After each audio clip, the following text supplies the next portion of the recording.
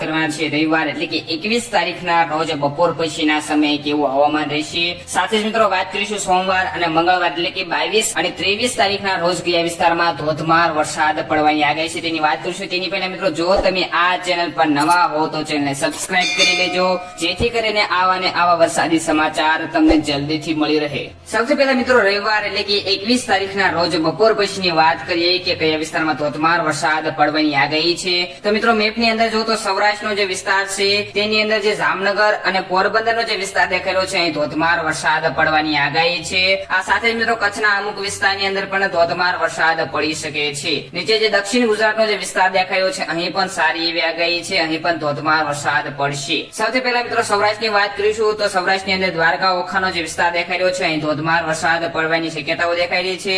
સાથે જ મિત્રો જામનગર, ભાનવડ અને પોરબંદર, એમાં ખાસ કરીને મિત્રો ભાનવડનો જે વિસ્તાર દેખાયો છે અહીં ધોધમાર વરસાદ પડવાની આગાહી છે। મિત્રો બપોર પછીના સમયે અહીં ધોધમાર વરસાદ પડશે। આ સાથે મિત્રો જુનાગઢ, વેરાવળ અને ઉનાનો જે વિસ્તાર દેખાયો છે, સાથે મિત્રો તેના આજુબાજુના શહેરો જેમ કે તુલસીશ્યામ, વિસાવદર, ધારી, કેશોદ, માંગરોળ અને કોડીનારનો જે વિસ્તાર દેખાયો છે અહીં ધોધમાર વરસાદ પડવાની આગાહી છે। આ સાથે જ મિત્રો ભાવનગર, અલંગ અને મહુવાનો જે વિસ્તાર દેખાયો છે અહીં પણ ધોધમાર વરસાદ પડી શકે છે। મિત્રો અમરેલી બાજુનો જે વિસ્તાર છે, સાથે જ મિત્રો બાબરાનો જે વિસ્તાર દેખાયો છે અહીં પણ ધોધમાર વરસાદ પડવાની આગાહી છે। આ સાથે મિત્રો રાજકોટ, ગોંડલ, જસદણ, બોટાદ, ચોટીલા, ગઢડા પંથકનો જે વિસ્તાર દેખાયો છે અહીં પણ ધોધમાર વરસાદની આગાહી છે। ઉપર ખાસ કરીને મિત્રો મોરબીનો જે વિસ્તાર દેખાયો છે અહીં ધોધમાર વરસાદ પડી શકે છે મિત્રો રવિવારના દિવસે। આ સાથે મિત્રો કોડા, સુરેન્દ્રનગર જે વિસ્તાર દેખાયો છે, સાથે મિત્રો લીંબડીનો જે વિસ્તાર દેખાયો છે અહીં ધોધમાર વરસાદ પડવાની આગાહી છે। હવે મિત્રો અમદાવાદ બાજુની વાત કરીએ તો અમદાવાદ, ધોળકા અને વિરમગામનો જે વિસ્તાર દેખાયો છે અહીં પણ સારી એવી આગાહી છે, અહીં પણ ધોધમાર વરસાદ વરસી શકે છે। આ સાથે મિત્રો ઉત્તર ગુજરાતની અંદર બહુ ઓછો વરસાદ જોવા મળશે, બપોર પછીના સમયે ઓછો વરસાદ જોવા મળશે। સાથે મિત્રો લોણાવાડા અને ગોધરાનો જે વિસ્તાર દેખાયો છે